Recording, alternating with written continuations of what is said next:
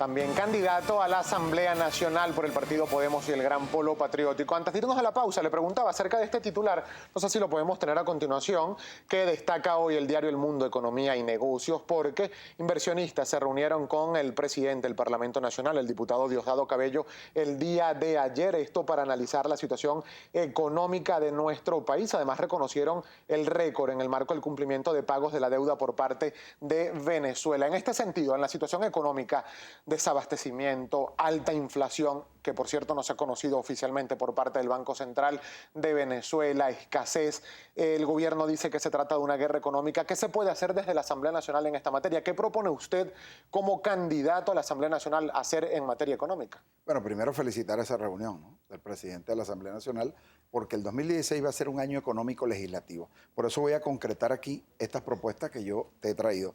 Uno, ampliación del acuerdo de Petrocaribe. Si queremos exportar, nosotros tenemos que solicitar reciprocidad a Centroamérica. O sea, estamos dando un petróleo preferencial. Es lógico que nuestros empresarios puedan colocar productos elaborados en el país, en los mercados que reciben ese beneficio petrolero. En cuanto al beneficio, aquí están los artículos sobre los cuales nos hemos referido. Esto corresponde a la ley de Bancoex. Nosotros consideramos que esta ley debe ser reformada en el artículo 22, así como el artículo 23 y el artículo 24. ¿Por qué? Porque la burocracia que funciona en la institución impide realmente y contradice la voluntad del presidente Maduro cuando hizo la ventana única, que es una sola sinergia para los efectos de la solicitud de certificados de origen, así como autorizaciones de exportación y licencia, en contradicción con una ley que entre el Comité y el Fondo de Inversión de la Exportación impiden la operatividad mucho más eficiente para el exportador. Y esta es la ley de estímulo al exportador que tiene que ver con el reintegro, el drawback. ¿Qué significa? Un exportador tiene que recibir un estímulo. Y esta ley nosotros consideramos que en la medida en que el tiempo en que recibe el exportador el estímulo a su exportación es tan relevante como darle el derecho al exportador. Y esto podría coadyuvar, señor Bolívar, a mejorar, por ejemplo, la situación de desabastecimiento y de escasez que se está viviendo todavía en el país. A eso me voy a referir. Y en la ley del régimen cambiario. Nosotros creemos que hay que ampliar esta ley. Esta ley necesariamente necesita que los operadores cambiarios tengan la autorización de integrarse a países de América Latina. ¿Por qué? Porque hoy el mercado monetario no se rige solamente en Venezuela.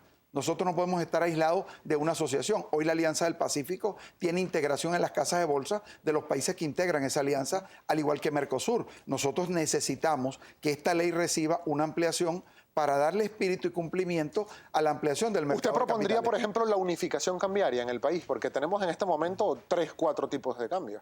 Mira, yo quiero decir con toda sinceridad que el gobierno está claro en la decisión que va a tomar y en el momento en que la deba tomar. Ahora, esa decisión, lógicamente, implica... Mira, ¿por qué? Porque fíjate, aquí se ha postergado, fíjate, yo doy un detalle en el aspecto económico. Estaba planteada una reunión propuesta por el presidente Maduro al presidente Santos. ¿Qué dice el presidente Santos? Nos reunimos después del 6. Bueno, imagínate, con el problema que hay en la frontera, el presidente Santos actúa como un jefe de campaña de la oposición. Y dice, no, después del 6, de acuerdo a los resultados. ¿Qué te demuestra eso? Que el problema económico y la resolución número 8 que tomó el Parlamento colombiano en el año 2000 para dejar que el peso colombiano se fije en la frontera de manera distinta a Bogotá, de alguna otra manera afecta a la política monetaria. Claro, pero le repito la pregunta. ¿Usted, en caso de ser electo diputado, estaría de acuerdo con un programa que se lleve a la unificación cambiaria en el país? No, yo estoy de acuerdo con una actualización. Programa no, porque programa de ajuste estoy en desacuerdo. Y eso sería una estupidez. Ya eso ni siquiera el Fondo Monetario, hay país que se lo reciba. Falta claro, ni siquiera, mira, tuvieron que imponérselo a Grecia, pero el resto de los países no. ¿Qué significa? Nosotros tenemos que actualizar. ¿Por qué? Porque así como hay un proyecto en el Plan de la Patria, el propio presidente de la República que dijo, hay que actualizar económicamente a Venezuela potencia, que está establecido en uno de sus articulados. Fíjate, se crean los BRICS, que es un organismo financiero de financiamiento para países que son aliados de alguna otra manera al proceso político venezolano. Entonces, ¿cómo es que te estás guiando por el mercado de capitales y tú no vas a adecuar tu proyecto a esa política internacional que de alguna otra manera te obliga a un intercambio? Tenemos que pasar nosotros de inmediato con algunos comentarios de los muchos que nos llegan a través de nuestra cuenta en Twitter, @primerapágina, sobre todo algunos que tienen que ver, señor Didalgo, con todo lo que ocurrió, por ejemplo, cuando usted recibió denuncias a su salida de la gobernación del estado de Aragua de presuntas irregularidades, casos de corrupción. Estuvo usted en el exilio venezolano, ahora regresó al país. Lo pregunta el señor Alexander García. Dice, señor Didalgo, ¿qué pasó con las denuncias de corrupción en su contra? ¿Decidió apoyar al gobierno a cambio de engavetar esos expedientes? No, el denunciante está ahorita en Washington como cooperante. Es el exgobernador Rafael Licea. Otro de los comentarios, por ejemplo, lo dice Juan Carlos López y dice, un documento inconsulto, casi que obligado a firmar, no es para nada confiable. Además, el reconocimiento ya está en las leyes. ¿Qué le responde? No, es que la ley es específica. O tú reconoces o te declaras al margen del proceso democrático. Mira, a mí no me queda la menor duda que hay un sector de la oposición que está pensando en retirarse del proceso electoral.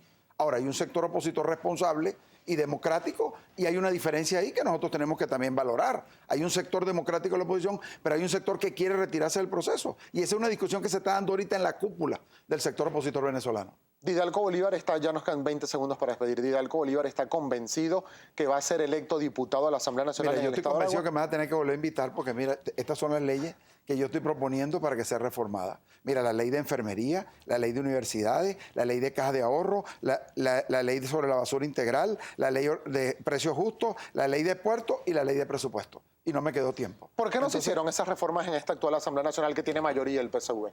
Oye, porque tú tienes que actualizar el proyecto. O sea, hay una dinámica económica internacional que no la puedes obviar. Y por eso las leyes no son rígidas. O sea, tú las apruebas en un momento. Bien. ¿Pero por qué? ¿Qué te permite? Una dinámica económica que tienes que evaluar constantemente. Tenemos que despedirnos, señor Bolívar. Muchísimas gracias por haber tenido la gentileza de compartir estos minutos con nosotros. Vamos a hacer un alto al segmento de entrevistas.